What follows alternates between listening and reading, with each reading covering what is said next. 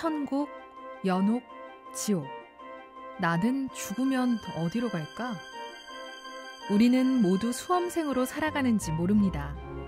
천국이 목표이긴 하지만 만만치 않을 것 같고, 지옥은 피하고 싶지만 혹시 몰라 걱정입니다. 그런 우리에게 연옥이 있다는 건 얼마나 다행인지, 얼마나 큰 위안인지 모릅니다. 가만히 보면 우리는 대부분 연옥에서 만날지도 모릅니다. 오늘은 연옥에 대해서, 또 연옥 영혼을 위해서 우리가 할 수 있는 건 무엇인지 생각해 보도록 하겠습니다. 연옥은 하느님과의 일치, 하느님과의 친교로 들어가기 위해 아직 다 씻어내지 못한 죄를 정화하는 과정입니다. 연옥은 한자로 불의 감옥이라는 뜻이 있어 흔히들 반쯤은 지옥인 것으로 여기기 쉬운데요. 하지만 연옥은 지옥과는 전혀 다른 상태입니다. 물론 정화할 것이 많고 적음에 따라 정화의 시간이나 강도가 다를 수는 있겠지만, 분명한 것은 연옥은 지옥이 아니라 천국을 향해 열려있을 뿐이고, 우리에 대한 하느님의 단죄나 엄벌이 아니라 우리를 향한 하느님의 사랑과 자비라는 것입니다. 또한 연옥은 하느님 안에서 한 몸을 이루는 그리스도교 공동체의 친교를 보여줍니다. 연옥에 있는 영혼의 정화 기간과 엄중함을 단축하고 경감시키는 것은 그들을 위해 지상에 있는 그리스도인들이 바치는 기도와 선업이기 때문입니다. 그렇기에 지상의 그리스도인들은 먼저 죽은 이들을 위한 기도에 인색해서는 안 됩니다. 연옥에 있는 영혼은 스스로를 위해 공로를 쌓을 수도 없고 자신을 위해 기도할 수도 없습니다.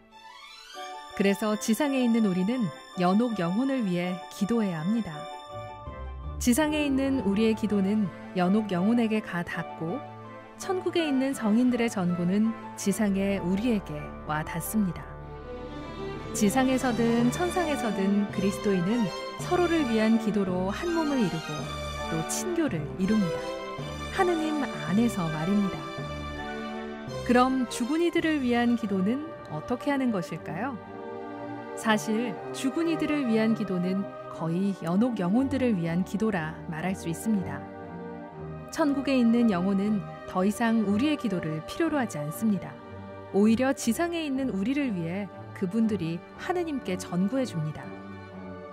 그리고 믿고 회개하기를 끝까지 거부해 지옥에 있는 영혼들에게는 우리의 기도가 가 닿지 않습니다. 하지만 하루빨리 정화를 거쳐 하느님 곁으로 가기를 기다리는 연옥 영혼들에게는 우리의 기도가 꼭 필요합니다. 특히 기일이나 설, 한가위 명절 때는 죽은 이들을 기억하면서 미사를 봉헌하는 것이 바람직하며, 11월 위령성월에는 세상을 떠난 가족이나 친지들은 물론 세상을 떠난 모든 이의 영혼을 위하여 기도하기를 가톨릭교회는 권고하고 있습니다.